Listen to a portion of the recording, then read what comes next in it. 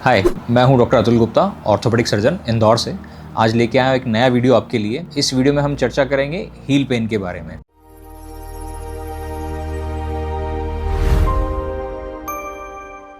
आप यंग हैं, एक्टिव हैं, लेकिन फिर भी आपकी एड़ियों में दर्द होता है और ख़ास तौर पे दर्द सुबह जब आप उठते हैं और उठ के पहला कदम रखते हैं उस समय ज़्यादा महसूस होता है। तो ये बहुत कॉमन सा समस्या है जो अभी आमतौर पे हर घर में देखी जा रही है। इसका कुछ कारण है कि हील पेन ऐसा नहीं कि सिर्फ ओल्डर एज में होते हैं, यंग एज में नहीं हो सकते, ये यंग एज में भी होते हैं और इनके कारणों को हमें समझने की ज़रूरत है कि ये क्यों होते हैं। इनके कारण में सबसे पहली चीज़ आती है कि ए ट्रॉमेटिक हील पेन, जहाँ कोई चोट नहीं लगी, कोई दुर्घटना नहीं हुई, उसके बावजूद भी आपकी एड़ियों में दर्द होता है। और वो दर्द खास तौर पे जब आप पहला कदम रखते हैं काफ़ी देर बैठने के बाद, या सुबह उठ के जब आप पहला कदम रखने जाते हैं तो आपको दर्द बहुत ज़्यादा महसूस होता है। दूसरा होता है प्लांटर फेशियाइटिस। प्लांटर फेशियाइटिस के अंदर जहाँ हील के हमारी जो मसल्स होती हैं वो मसल्स की स्ट्रेंथ प्रॉपर नहीं होती, उसके कारण पेन होता है। फिर ट्रॉमेटिक रीजन्स होते हैं जहाँ ओवर यूज़ की वजह से या हम कोई एक्टिव स्पोर्ट्स में हैं उसके कारण से हो सकता है। बच्चों के अंदर भी हील पेन होते हैं जो कि ग्रोथ से रिलेटेड होते हैं। इसको एक अलग डिजीज बोला जाता है, वो है सीवियर्स डिजीज। तो सीवियर्स डिजीज में बच्चों के अंदर हील पेन होते हैं। और एक आखिरी ऑप्शन हील पेन का रीजन होता है जो कि ओल्ड डीजनरेटिव हील पेन होते हैं, जहाँ उम्र के साथ हील के एरिया के आसपास बोन फॉर्मेशन होने लग जाती है और वो टेंडिनोपैथीज में एक एडवांस स्टेज हो जाती है, जिसके कारण से ये हील के हमारे यहाँ पेन होते हैं। ये तो हुए इसके कारण क्यों होता है, ये चीज समझने की जरूरत है कि ये हील पेन यंग एज में क्यों होता है। तो यंग एज में जो हील पेन होने का कारण है कि हमारी हील पे कंटिन्यूअसली एक रिपीटेटिव ट्रॉमा होता रहता है, जिसको हम ये समझें कि हमारी हील्स आज के जो फ्लोर हैं इनके लिए नहीं बनी हुई है। हमारे हील्स में बोन के नीचे कुशन होता है और उस कुशन के नीचे स्किन होती है, सोल होता है। लेकिन ये जो स्किन और सोल है ये सीधा हमारे हार्ड सरफेस पे चलने के लिए नहीं बने हुए हैं और इसकी वजह से एक कंटिन्यूअस हील ट्रॉमा होता रहता है। और वो ट्रॉमा माइक्रो इरिटेशन होता है हील में, वहाँ की मसल्स में, वहाँ के फाइबर्स में। वो फाइबर्स ऑटोमेटिकली हील होते हैं, लेकिन एक कंटिन्यूअस ट्रॉमा के कारण उनकी हीलिंग की जो प्रॉपर्टीज़ होती हैं वो उतनी अच्छी नहीं होती। धीरे धीरे उनकी लेक्सिटी कम हो जाती है, उनका जो टेंशन होता है वो कम हो जाता है, स्ट्रेंथ कम हो जाता है और एक स्ट्रेचेबल फाइबर्स की जगह वहाँ पे रिजिड फाइबर्स बन जाते हैं और वो रिजिड फाइबर्स हमारे हील पेन का मेन कारण होते हैं। ये चीज़ें एक्सरेज के अंदर या दूसरी इन्वेस्टिगेशंस में उतने अच्छे से विजिबल नहीं होती, लेकिन पेशेंट को टिपिकली टेंडर पॉइंट्स होते हैं कि आप हील में उन पॉइंट्स को टच करो तो एक तेज दर्द महसूस होता है। इसके अलावा दूसरे जो एज रिलेटेड चेंजेस होते हैं वहाँ जरूर हमें एक्सरेज के ऊपर वो चीज़ें नज़र आती है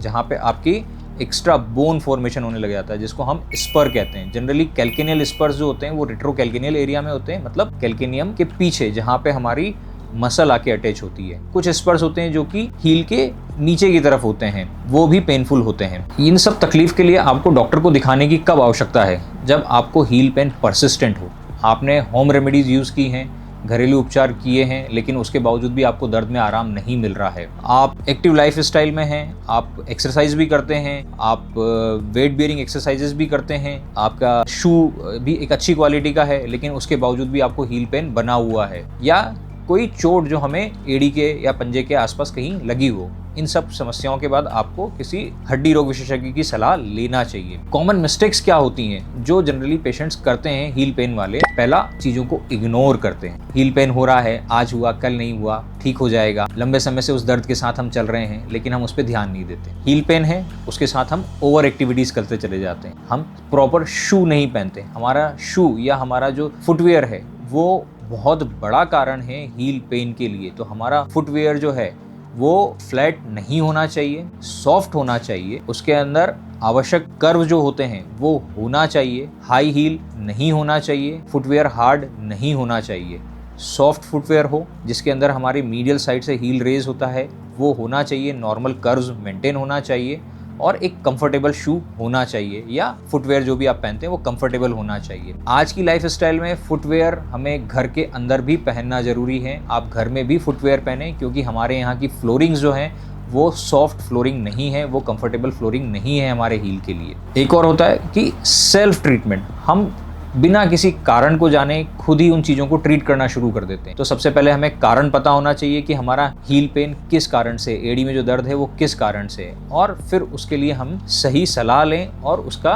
सही उपचार लें। क्या चीज़ आपको हेल्प कर सकती है? आप सिर्फ कॉज को नहीं देखें, आप पेन को नहीं देखें, पेन से होने वाली आपकी डिसेबिलिटी को समझें, उसके कारण होने वाली तकलीफ को समझें और उसके लिए एक प्रॉपर मार्गदर्शन लें, उसके लिए इलाज लें। So treat the cause, not just the pain. अगर आप भी इस तरह की बिना किसी चोट के कारण होने वाले एडी से संबंधित दर्द से परेशान हैं तो आप हमें कमेंट बॉक्स में उसके बारे में विवरण डालें और आप हमारी वेबसाइट के ऊपर जा सकते हैं।